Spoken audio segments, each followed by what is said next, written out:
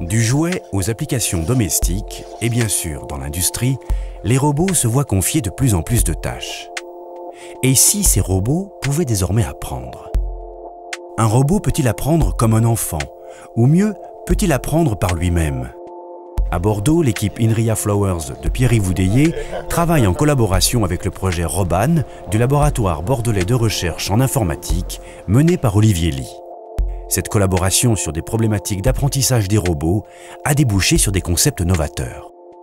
Cet apprentissage, il se fait d'une part effectivement par observation et par essai-erreur. C'est-à-dire que par exemple, quand on va apprendre un savoir-faire moteur, apprendre à se déplacer, apprendre à attraper un objet, apprendre à le manipuler de telle ou telle manière, eh bien, on va au départ faire des essais parce qu'on ne sait pas déjà le faire. Donc on va essayer différents mouvements par exemple, puis on va regarder le résultat que cela produit.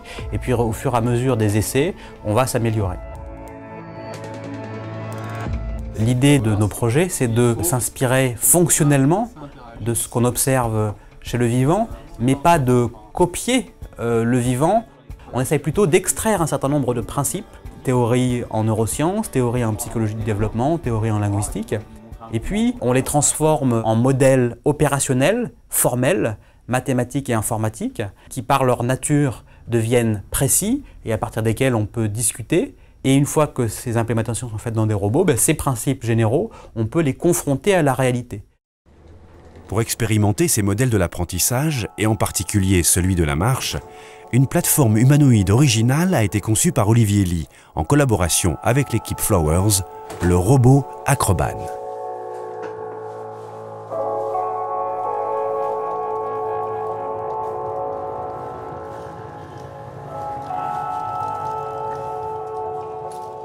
Le point de vue qu'on adopte est de ne pas se focaliser sur la précision mécanique, de ne pas se focaliser sur la puissance, mais de s'autoriser un peu tout dans sa conception. Élastique, caoutchouc, plastique, divers et variés. Le grand intérêt d'Acroban est d'expérimenter le rôle de la morphologie et le rôle des matériaux dans l'acquisition du contrôle de la locomotion. On fait tout, de la mécanique jusqu'au logiciel, jusqu'à des algorithmes de plus haut niveau, comme d'apprentissage. Bien sûr, on met au point les algorithmes d'apprentissage sur des simulations, mais ensuite, pour réellement apprendre des mouvements, il faut le faire sur le robot, puisqu'on n'a pas de modèle si précis que ça. Et donc, ça nécessite toute une infrastructure d'expérimentation, de mesures, etc.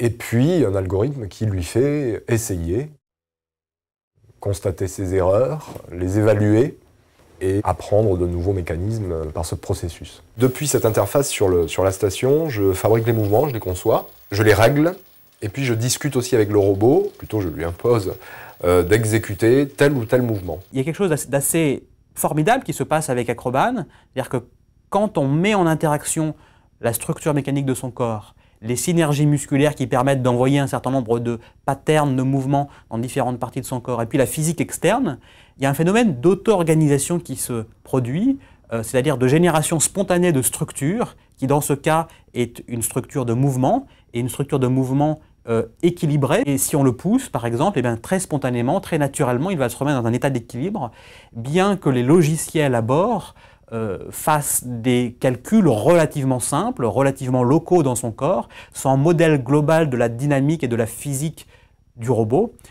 Donc voilà, il y a ces propriétés d'auto-organisation qui apparaissent spontanément. Avec le joystick, je lui donne des ordres de déclencher des mouvements. Bon, une fois que j'ai donné cet ordre-là, je ne me sers pas des manettes, hein. Une fois que j'ai donné cet ordre-là, eh bien lui, il est autonome et il joue son mouvement tout seul. En fait, la station, en fonctionnement, je veux dire en opération pour le robot, elle n'est pas réellement nécessaire. J'envoie juste des ordres pour dire mets-toi dans tel comportement, etc. Mais le cœur, en fait, du fonctionnement du robot, il est embarqué, en fait. On s'intéresse en particulier à l'apprentissage de la locomotion. Une réelle difficulté est d'évaluer ce qu'il faut apprendre. Il y a beaucoup trop de degrés de liberté, c'est un espace beaucoup trop grand à explorer. Donc on utilise des contraintes. Alors ces contraintes, on les matérialise en fabriquant, en concevant en fait des primitives motrices plus ou moins à la main. Alors quand je dis plus ou moins à la main, c'est-à-dire qu'on les règle à la main, mais on s'appuie sur des procédés de mesure un peu sophistiqués comme du motion tracking ou bien sûr des capteurs, etc. Primitive motrice, eh bien c'est un mouvement élémentaire. Un mouvement élémentaire qui lui-même est la combinaison en fait, de plusieurs types de mouvements. Des mouvements qui sont décrits par des courbes qui vont décrire par exemple le mouvement d'une articulation en particulier ou la position d'un pied, la position du bassin, du centre de gravité, et des mouvements réactifs qui vont plus être des contrôleurs, qui vont servir par exemple à rester debout, à avoir une primitive motrice qui lui permet de s'équilibrer. Et si cette notion d'équilibre pouvait être mise en parallèle avec l'apprentissage de la marche chez l'enfant? On a suivi des enfants pendant 5 ans, en commençant au tout début de la marche et en les suivant jusqu'à ce qu'ils aient 5-6 ans. Notre perspective était de travailler sur l'activité globale, c'est-à-dire on n'a pas fait de DMG, on a travaillé essentiellement à partir d'une plateforme de force, c'est-à-dire des forces au sol, et pour essayer de comprendre justement comment se produit ce déplacement. L'enfant est confronté à une chose essentielle, c'est la gravité.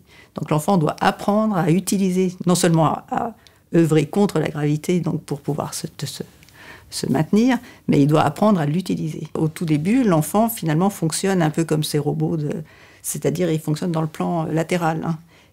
Donc il a des tout petits pas et il passe d'un pied sur l'autre. En fait, la bascule se fait dans le plan latéral et non pas dans le plan antéro-postérieur.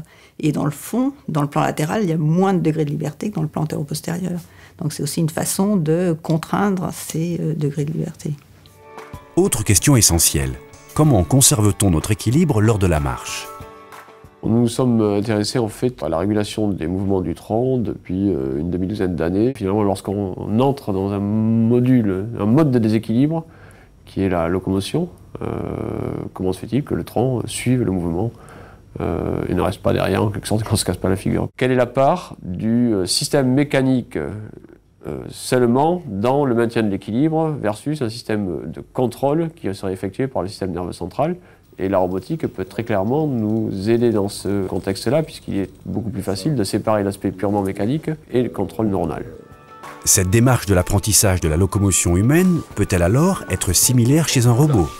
C'est encore une question relativement ouverte de comprendre précisément le rôle respectif de la dynamique passive, c'est-à-dire qu'en gros de la mécanique toute seule, et puis des commandes que peut envoyer le système nerveux. Avec Acroban, on va pouvoir faire des expériences dans lesquelles on va pouvoir faire marcher le robot en ayant véritablement les bras totalement libres, sans aucune commande motrice, et étudier à quel point ça permet une certaine efficience ou alors inefficience énergétique, à quel point le mouvement généré va partager les propriétés avec le mouvement des bras de l'humain qui marche.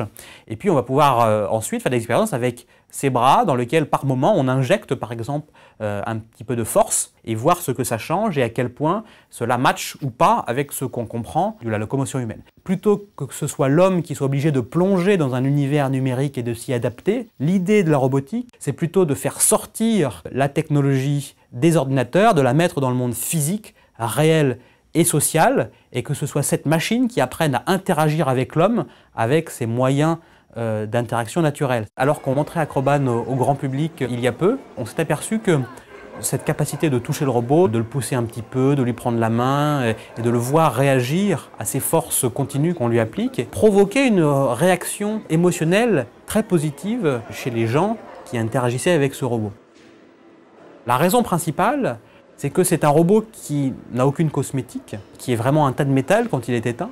Et puis à partir du moment où on l'allume, on s'aperçoit que ces mouvements sont très biologiques d'une certaine manière. On n'a pas l'impression qu'ils sont générés par un ordinateur qui va lui faire des mouvements robotiques, mais plutôt que ces mouvements sont véritablement le fruit d'une interaction physique naturelle entre son corps et son environnement.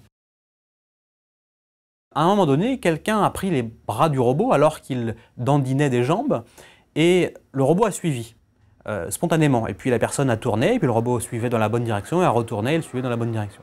Et donc avec Olivier, on s'est regardé, on s'est dit mais que se passe-t-il? Parce qu'en fait, il n'y avait pas une seule ligne de l'algorithme, du logiciel, qui disait au robot « suis quelqu'un qui te prend par la main quand tu détectes une force à droite ou à gauche, etc. etc. » Il y a une sorte d'attracteur de ce système dynamique auto-organisé qui se crée, tel que le robot naturellement va suivre dans la direction dans laquelle on lui a levé les bras, même sans le tirer, juste en lui levant les bras comme ça et en le tournant. Une interaction, si on avait voulu la programmer avec une approche d'ingénierie plus classique, ça aurait été assez compliqué parce qu'il aurait fallu modéliser, par exemple, relativement précisément le comportement de l'humain en face du robot. Ici, ce comportement n'est pas modélisé.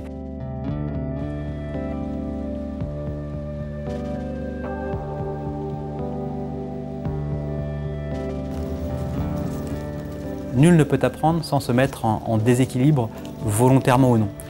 C'est quelque chose qui caractérise l'apprentissage de manière assez fondamentale. On ne peut pas apprendre à marcher si on ne tombe pas et si on n'est pas déséquilibré à un moment donné. Si on n'est jamais déséquilibré, c'est qu'on sait déjà s'équilibrer et qu'on sait déjà marcher. Et donc il n'y a pas d'apprentissage, par définition.